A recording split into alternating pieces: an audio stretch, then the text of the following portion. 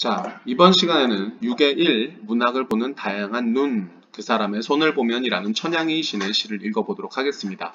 자, 그 중에서 대단원 개관은 이 앞부분의 내용만 살펴보고 넘어갈 텐데요. 자, 우리는 저마다 주체적인 판단을 하며 라고 했어요. 주체적이다라는 건 자신의 주관에 의해서 라고 판단할 수 있겠죠. 그에 의해서 문학작품을 감상합니다. 그렇기 때문에 문학작품에 대한 감상은 다양하게 나타날 수밖에 없겠네요. 그래서 이 단원에서는 원인과 결과를 논리적으로 따져보거나 다양한 사례와 비교하면서 작품을 감상을 해보고 이것을 통해서 작품을 주체적 관점에서 해석하고 평가하고 그리고 능동적 관점에서 향유하는 능력을 키우는 것이 이 단원의 학습 목표라고 할 수 있겠습니다. 자, 그럼 내려가서 본문을 한번 보도록 할 텐데, 자, 한번 교과서 본문 보도록 하겠습니다. 자, 읽어볼게요. 구두 닦는 사람을 보면 그 사람의 손을 보면 이라고 비슷한 구절이 구두 닦는 사람을 보면이라는 구절과 그 사람의 손을 보면이라는 비슷한 구절이 뭐 되고 있어요? 반복되고 있죠. 그쵸? 자, 그래서 시에서 구절을 반복하면 운율을 형성하는 것 이외에 당연히 의미를 강조하는 효과가 있다라는 것 또한 우리가 이해할 수 있어야 되고, 자, 그에 대해서 무엇이라고 이야기했냐면 검은 것에서도 빛이 난다. 흰 것만이 빛나는 것은 아니다 라고 이야기했습니다. 자, 검은 것과 흰 것에 뭐가 잘 나타나죠? 대조가 잘 나타나고 검은 것에서도 빛이 난다. 흰 것만이 빛나는 것은 아니다 라고 사람들은 일반적으로 흰 것에서 빛이 나고 검은 것에서는 빛이 나지 않는다라고 생각하는데 여기에서는 참신한 발상, 작가의 참신한 발상이 나타난다고 볼 수 있을 것 같고요. 자, 여기서 검은 것이라는 건 앞에서 이야기하는 구두 닦는 사람 그리고 그 사람의 손을 이야기하는 것이겠죠. 그렇죠? 그래서 일반적으로 선망하는 일은 아니지만 무언가를 닦거나 깨끗하게 하는 사람들로 누가요? 구두 닦는 사람이 그리고 그러한 삶에 뭐가 있다라는 것을 가치가 있다라는 것을 표현하고 있다라는 거겠죠. 그렇죠? 그러니까 화자는요. 다른 사람들이 더 가치 있게 여기고 화려하게 여기는 것들보다 무언가 소박하지만 자신의 일에 최선을 다하는 사람들에 대해서 긍정적으로 인식하고 있다라고 이해할 수 있겠습니다. 자, 2연으로 가볼까요? 자, 창문 닦는 사람을 보면 그 사람의 손을 보면이라고 몇 연에 나타났던 내용이 1연에 나타났던 내용이 2연에서 동일하게 반복되고 있고요. 마찬가지로 비누 거품 속에서도 빛이 난다. 맑은 것만이 빛나는 것은 아니다. 라고 자, 빛이 난다. 그리고 맑은 것이 빛나는 것은 아니다. 라고 어떤 어조로? 단정적 어조로 자신의 생각을 분명하게 드러내고 있다라고 이해할 수 있겠습니다. 자, 마찬가지로 1년에서 구두 닦는 사람이 화자가 가치 있게 여기는 존재였다면 여기선 창문을 닦는 사람이 화자가 가치 있게 여기는 존재로서 마찬가지입니다. 사람들이 일반적으로 선망하는 것은 아니나 무언가를 닦거나 깨끗하게 하는 사람들 그리고 그런 사람들의 삶이 뭐가 있다? 가치가 있다라는 내용이 되는 거죠. 자, 그럼 3년의 내용도 예측이 가능하지 않습니까? 그렇네요. 청소하는 사람을 보면 그 사람의 손을 보면이라는 비슷한 문장 구조가 반복되고 있어요. 그렇죠? 그래서 비슷한 문장 구조의 반복이라는 것은 동일한 표현으로 유사한 통사 구조의 반복이라는 말로 바꾸어 설명할 수도 있다라는 거 우리 문학작품 문제 풀면서 많이 접해봤을 거라고 생각이 됩니다. 그렇죠? 자, 마찬가지네요. 청소하는 사람 마찬가지예요. 뭐랑? 구두 닦는 사람이라든지 그리고 창문 닦는 사람이라든지 무언가를 닦거나 깨끗하게 하는 사람들입니다. 자, 그리고 그 사람들의 삶이 쓰레기 속에 있지만 빛이 난다. 깨끗한 것만이 빛나는 것만은 아니다. 라고 사람들이 일반적으로 긍정적으로 여기는 대상보다 부정적으로 여기는 대상에 무엇을? 가치를 부여하고 있다라고 볼 수 있겠네요. 자, 그래서 1년, 2년, 3년까지는 비슷한 문장 구조가 반복돼서 운율을 형성하고 의미를 강조했었다면 마지막 4연과 5연은 좀 다릅니다. 자, 4연은 문장 구조는 비슷하네요. 마음 닦는 사람을 보면 그리고 그 사람의 손을 보면 마음 끝을 보면 보이지 않는 곳에서도 빛이 난다. 보이는 것만이 빛은 아니다. 라고 이야기를 했어요. 그쵸? 문장 구조는 비슷한데 앞에서 내용상은 조금 다릅니다. 왜냐면 앞에서 구두를 닦는 일이라든지 창문을 닦는 일이라든지 청소하는 일이라든지 하는 것들은 구체적이고 우리 눈에 보이는 것들이죠. 그쵸? 하지만 여기서 마음이라는 것은 우리 눈에 보이지 않는 어떤 관념이라는 점, 추상적 관념이고 그 추상적 관념을 뭐 할 수 있는 것으로 닦을 수 있는 것으로 여기고 있다라는 것도 우리가 중요하게 알아둬야 될 포인트라고 볼 수 있습니다. 자, 여기서 마음이라는 것이 중요합니다. 마음을 닦는 것이 왜 중요하죠? 외면적 가치보다 더 내면적인 것이 중요하다라고 사자는 생각하기 때문입니다.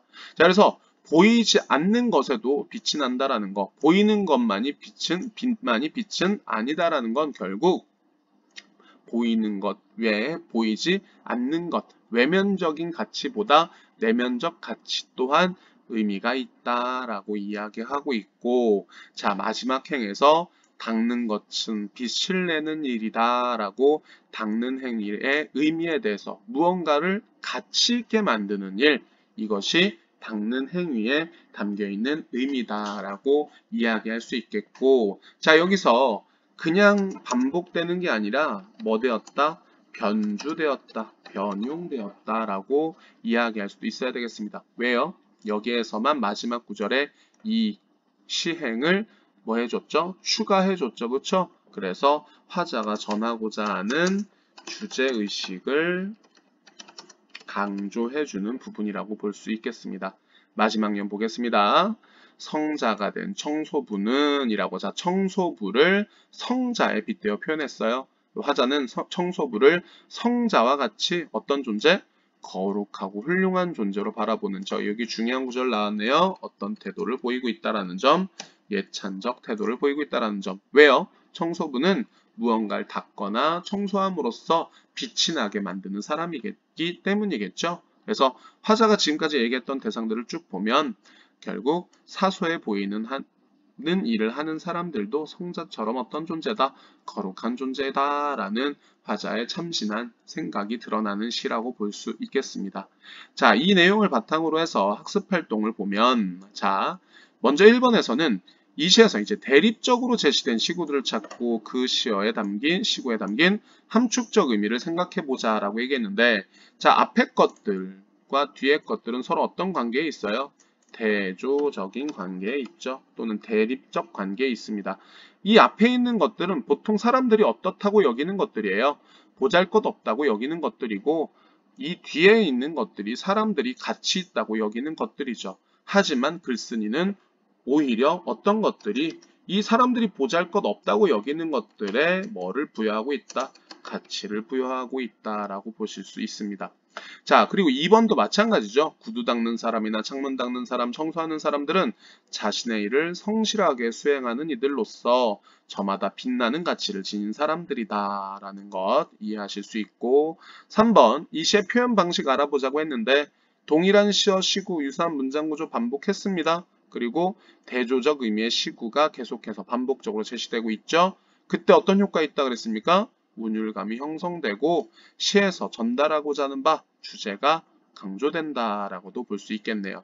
자, 그리고 그 다음에 학습활동은 이 단원의 학습 목표인 주체적 관점의 감상입니다. 자, 나는 이 시에서 어떤 것을 느꼈냐? 우리가 흔히 가질 수 있는 뭐에서 벗어나서 선입견에서 벗어나서, 여기서 선입견이라는 것은 고정관념이라는 말로도 해석해 볼 수 있겠습니다. 달리 표현해 볼 수 있겠죠. 그렇죠? 그래서 그것에서 벗어나서 대상에 담긴 참된 가치를 발견하는 자세가 중요하다라는 것을 느꼈네요. 자, 그리고 그 다음 학습활동으로 넘어가면 우리가 문학작품을 볼 때는 지난번에도 얘기했지만 내용과 형식의 측면에서 감상할 줄 알아야 합니다. 자, 그래서 이 글의 내용적 측면에 대한 주체적 관점의 감상을 해보면 작가의 어떤 인식과 개성적 인식과, 왜 개성적 인식인가요? 다른 사람들은 일반적으로 보잘것없다고 여기는 것들에 가치를 부여하고 있기 때문에 개성적 인식이 들어간다라고 얘기했고, 아까 선생님은 참신한 발상이라고 표현했습니다. 그리고 삶에 대한 성찰. 성찰이란 건 뭔 말이에요? 되돌아 살피다 라는 말로도 바꿔 표현할 수 있겠죠. 자, 그 다음에 형식적인 측면에서의 평가인데 여기 뭐라 그랬습니까? 통일성이 돋보이는 짜임새 있는 형식이라고 이야기했습니다. 유사한 문장 구조가 반복됐고요. 1년, 2년, 3년, 4년의 내용이 반복돼서 뭐가 느껴집니다? 통일성이 느껴진다라고 이야기할 수 있겠네요. 자, 넘어가서 자, 3번에 보면 감상과 평가를 뒷받침할 수 있는 근거를 써보자 라고 이야기했어요.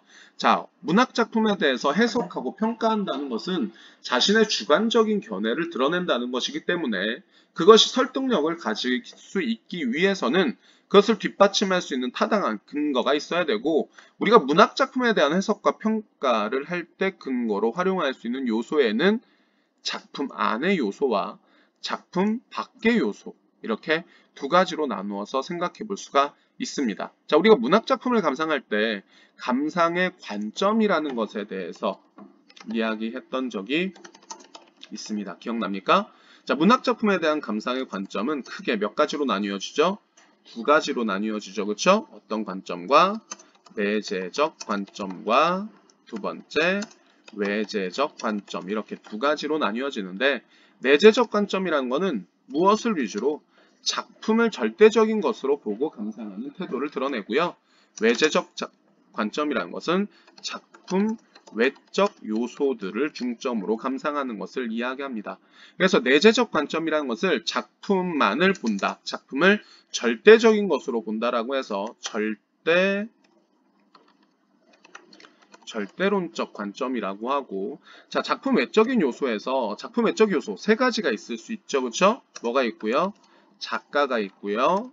뭐가 있어요? 현실이 있고, 그리고 독자가 있죠. 독자가 있는데, 자, 문학작품이라는 거는 작가의 뭐가 삶이, 그리고 사상이, 가치관이 반영된 것이고, 그것이 어떻게 뭐되어 나타나느냐, 표현되어 나타나느냐라는 어떤 관점, 표현론적 관점, 그리고 문학작품은 창작될 당시의 시대 현실을 반영할 수밖에 없다라는 관점에서 감상하는 반영론적 관점, 그리고 문학작품이라는 것은 독자에게 영향을 미치고 어떤 감동을 주거나 삶을 변화시킨다라는 특징을 가지고도 있습니다. 그래서 어떤 관점? 효용론적 관점이라고도 오타 미안합니다. 부르죠. 자, 그럼 여기서 문학작품에 대한 감상과 평가를 뒷받침할 수 있는 근거 요소에서 작품 안의 요소라는 건 결국 내재적 관점의 감상을 이야기하는 것일 테고, 미안해요. 그리고 작품 밖의 요소라는 것은 외재적 관점의 감상을 이야기하는 것일 겁니다. 그쵸?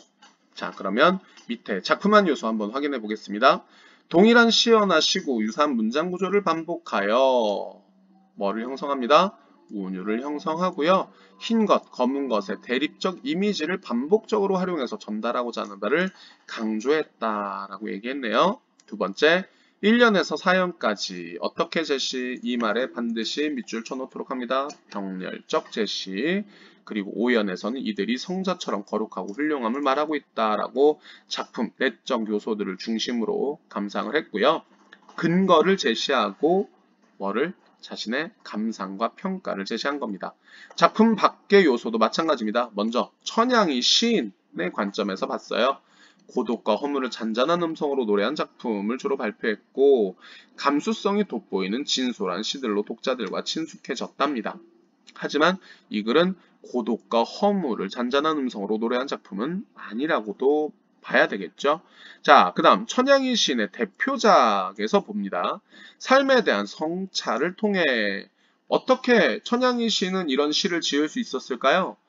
청소하는 사람, 창문 닦는 사람, 구두 닦는 사람들, 그 사람들의 삶과 자신의 삶에 대한 반성, 성찰이 있었기 때문이지 않을까요? 그래서 내적인 평안에 이르는 과정을 담아낸 마음의 수수밭을 비롯하여 하나의 참 좋은 말 등이 있다라고 했는데, 삶에 대한 성찰을 통해서 시를 창작했다는 점에서는 공통점이 있다고 할 수 있겠고, 자, 이번엔 독자의 관점입니다. 독자들로 하여금 고정관념이나 편견에서 벗어나서 아까는 선입견이라고 얘기했었죠.